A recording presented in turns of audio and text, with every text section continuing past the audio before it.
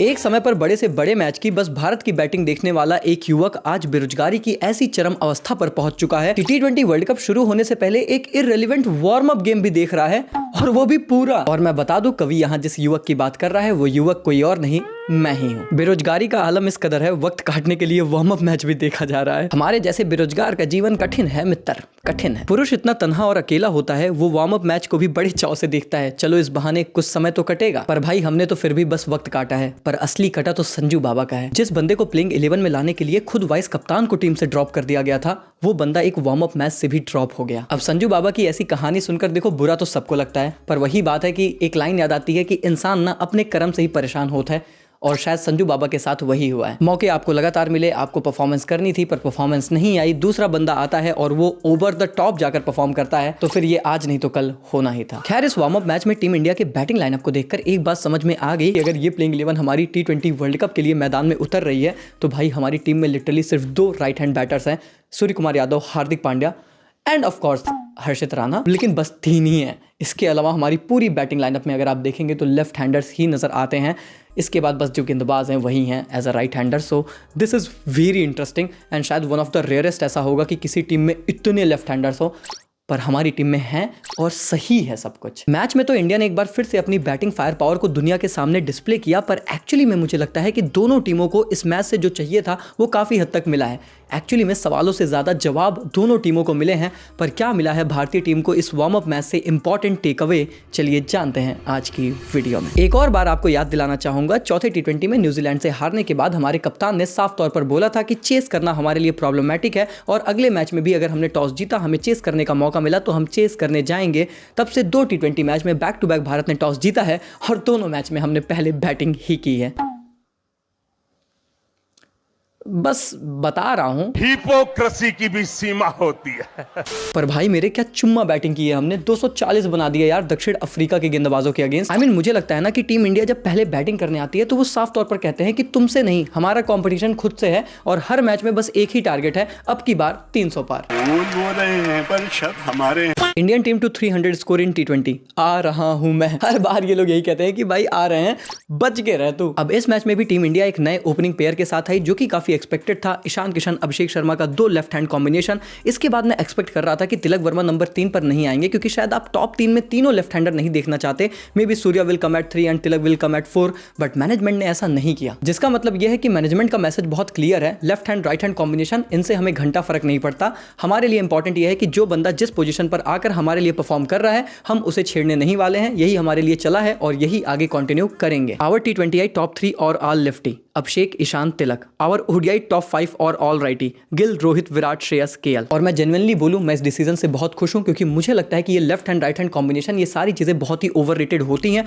मेरा पहले भी यही मानना था, मैं अभी भी इसी चीज से स्टिक करता हूं। अच्छी बात है कि अब मैनेजमेंट भी इस चीज को समझ चुका है, स्पेशली गौतम गंभीर। भाई बंदे फॉर्म में होते हैं तो क्या लेफ्ट हैंड क्या राइट हैंड, लेफ्ट वाला राइट बन के और राइट वाला लेफ्ट बन के पेलता है। सीधी बात समझ लो, बंदे के रन आने चाहिए, and that's all that matters. India के 240 बनाने के लिए किसी एक खिलाड़ी ने कोई बहुत स्पेशल मास्टर क्लास इनिंग नहीं खेली, बल्कि हमारे जितने बल्लेबाज आए लगभग सब ने अपना बहुत बेहतर कंट्रीब्यूशन दिया। स्टार्टिंग विद ईशान किशन, जिन्होंने 20 गेंदों पे 53 की पारी खेली with an strike rate of 265 before he eventually got retired out. Tilak Varma ने 19 गेंदों पे 45 बनाए with an strike rate of 236। Suryakumar Yadav ने 16 पे 30 बनाए।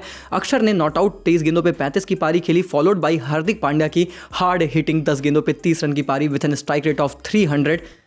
एंड ऑल्सो एनरिक नोकिया, मतलब सबसे फास्ट तो उन्होंने ही खेला था। 13 गेंदों पर भाई ने 50 पूरा किया, और टीम इंडिया को 240 तक पहुंचाने के लिए उनका अहम किरदार था। आजकल के बैटर 6 हिटिंग मशीन होते हैं, हमारे एनरिक नोकिया 6 गिविंग मशीन है, लगातार छक्के खाते हैं। In his last 30 balls to an international team, Nortje has conceded 12 sixes. भाई ने लास्ट 30 गेंदों पे 12 छक्के खाए हैं। That has to be some sort of record. मतलब इस मैच में बस 2 ही जने का अर्धशतक आया था, एनरिक नोकिया, शिवम दुबे, दोनों की गेंदबाजी में। वैसे तो टीम इंडिया के लिए हमारी बैटिंग में सब कुछ पिक्चर परफेक्ट था, बस एक कंसर्न अभिषेक शर्मा और रिंकू सिंह को लेकर आया। हालांकि मुझे लगता है कि अभिषेक शर्मा को बहुत अच्छे से पता है कि अगले मैच में उन्हें क्या करना है, और रिंकू सिंह को भी आप डाउट नहीं करते, specially in clutch matches, in big matches. इस मैच में रन नहीं आए हैं, but that is just all fine. हालांकि अभिषेक को बस एक चीज को लेकर थोड़ा सा सीरियस अब होना पड़ेगा कि टीम्स उनके अगेंस्ट अब प्लान करके आएंगी। सबको ये बात पता है कि अगर टीम इंडिया को रोकना है तो अभिषेक को रोकना पड़ेगा। सो नो डाउट अभिषेक को इस T20 वर्ल्ड कप में खुद को इवॉल्व करना ही पड़ेगा, क्योंकि teams will have some sort of plans. हालांकि इसके अलावा हमारी बैटिंग में सब कुछ पॉजिटिव था and the biggest positive was Tilak Varma. He was coming after an injury lay off और सबसे बड़ा सवाल यही था कि संजू सैमसन को अगर ड्रॉप करके ईशान ओपन कर रहे हैं, तिलक नंबर 3 पर आ रहे हैं,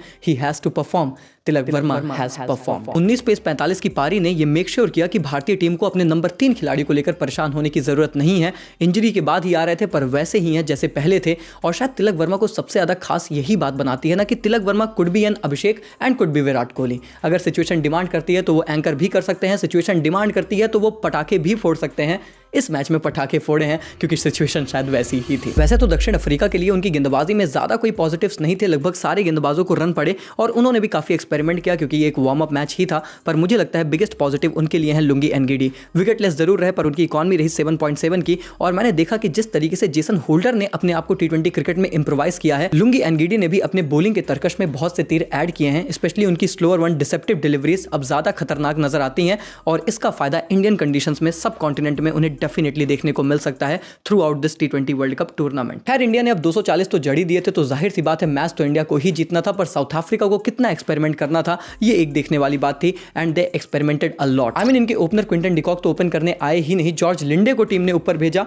हालांकि लिंडे का ये एक्सपेरिमेंट बहुत एल साबित हुआ। 4 गेंदों के ही वो मेहमान रहे। माकरम भी शुरुआत में तो काफी स्लो नजर आ रहे थे, हालांकि उसके बाद वो लय में आते हैं और बैक टू बैक 3 छक्के जड़ते हैं। और साउथ अफ्रीका भी थ्रू आउट दिस मैच एक अच्छी हिटिंग एबिलिटीज दिखाती है। ड्यू भी थी तो उसका एडवांटेज भी उन्हें मिल रहा था और हम अपने गेंदबाजों के साथ बहुत एक्सपेरिमेंट भी करते नजर आए। But still Aiden Markram, Ryan Rickelton and then Jamie Smith और ट्रिस्टन स्टब्स ने काफी अच्छी पारी खेली। मार्को यानसन ने भी एक काफी बेहतर फिनिशिंग टच दिया जो कि वो इंडिया के अगेंस्ट एज यूजुअल हमेशा देते हैं, लेकिन स्टिल मुकाबला भारत ने ही जीता। इनफैक्ट फासला भी 30 रनों से काफी ज्यादा होता, लेकिन शिवम दुबे आखिरी 2 ओवर्स लेकर आते हैं और उनको 20 और 22 रन के 2 ओवर पड़ते हैं, जिसकी वजह से ये फासला मात्र 30 रनों का रह जाता है। ट्रिस्टन स्टब्स ने भी बैक टू बैक 3 छक्के अगेंस्ट शिवम दुबे लगाया था और ये बात समझ में आ गई थी कि Shivam Dube could be anything but not your death over bowler. Missing where is Jasprit Bumrah.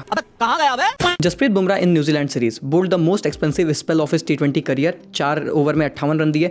Considered most sixes in a series in his T20 I career, 6 छक्के खाए। Conceded most runs in an over in his T20 career, 22 runs. भाई we literally bowled everyone in our setup except Jasprit Bumrah. I mean वैसे कोई situation होती तो मैं खुद कहता कि हाँ बुमराह को वर्कलोड मैनेजमेंट करो, कोई जरूरत नहीं है उन्हें खिलाने की, पर यार 1-2 ओवर तो डाल सकते थे, स्पेशली कंसीडरिंग कि न्यूजीलैंड सीरीज थोड़ी सी एक्सपेंसिव गई थी। मुझे लगता है कि 1-2 ओवर अगेंस्ट अफ्रीका डालना बनता था अपने आप को थोड़ा सा टेस्ट करने के लिए, पर मैनेजमेंट ने उनसे 1 भी ओवर नहीं कराया। ठीक है आप उनको ट्रस्ट करते हो, बड़े खिलाड़ी हैं, नो डाउट अबाउट दैट, पर मुझे लगा कि 1-2 ओवर डाले जा सकते थे। अबे तू है कौन तू? मतलब यही एकमात्र पत्ता था जो शायद हमने नहीं खोला, वरना इसके अलावा तो हमने अपने वार्म अप मैच में ही लगभग सारे पत्ते खोल दिए। इसको देखकर ऑस्ट्रेलिया वाले अलग से खुश हो रहे हैं। देख रहा है इंडियन क्रिकेट टीम अपने सारे पत्ते खोल के दिखा दे रही है। हाँ हम तो वार्म अप मैच में भी खराब खेल दिखाएंगे, फिर असली में खी। भाई ऑस्ट्रेलिया भले पाकिस्तान से 3-0 हार के आ रही है, पर तुम्हें नहीं पता हर एक बड़े टूर्नामेंट के पहले इनके यही रोने रहते हैं, फिर उसके बाद ये टूर्नामेंट में सबको रुला के जाते हैं। इनके चाल में मत फंसना। खैर मैच चाहे जैसा रहा हो, रिजल्ट से शायद किसी को कोई फर्क नहीं पड़ता, पर टेक अवे से पड़ता है। दोनों टीमों को बहुत सारे पॉजिटिव्स और बहुत से जवाब मिले हैं। पर टीम इंडिया के अगर की टेक अवेज की बात करूं, ईशान एज एन ओपनर, ये बात एकदम सॉलिड हो चुकी है कि T20 वर्ल्ड कप में ईशान अभिषेक ओपन करेंगे, which means that Sanju Samson की जगह अब टीम में नहीं बनती और हो सकता है शायद उन्हें आके अब मौका मिले भी ना। इस वर्ल्ड कप में जाते हुए तिलक वर्मा की फॉर्म बड़ा कंसर्न थी, पर उन्होंने पहले ही वार्म अप मैच में इस बात को रफा दफा कर दिया। टॉप 3 हमारा लेफ्ट हैंडर रहेगा और उससे मैनेजमेंट को कोई इशू नहीं है, ये एक बहुत बड़ा पॉजिटिव है। और शायद अभिषेक के लिए ये लेसन है कि टीम्स एक प्लान्स के साथ आपके अगेंस्ट आएंगी, आपको अब तैयार रहना है। समझ में हमें ये भी आया कि Varun Chakravarthy is your main spinner. Kuldeep Yadav को जस्ट आफ्टर पावर प्ले गेंदबाजी दी गई थी, but he was very expensive.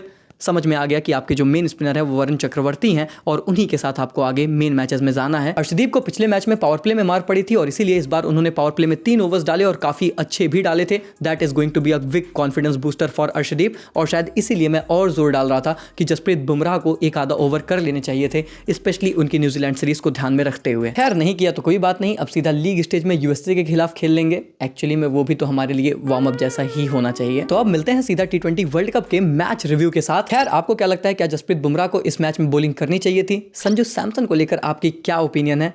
He has been dropped और पता नहीं अब उन्हें हम T20 सेटअप में कभी देखेंगे भी या फिर नहीं। What's your take on that? Let me know in the comments। Video यहाँ तक देखिए तो पसंद तो आई होगी, पसंद आई है तो लाइक करो, चैनल को कर दो सब्सक्राइब। एम रखते हैं इस वीडियो से 462 के सब्सक्राइबर्स का, पूरी उम्मीद है आप करा दोगे। मिलते हैं तब तक के लिए, take care, goodbye, thank you so much.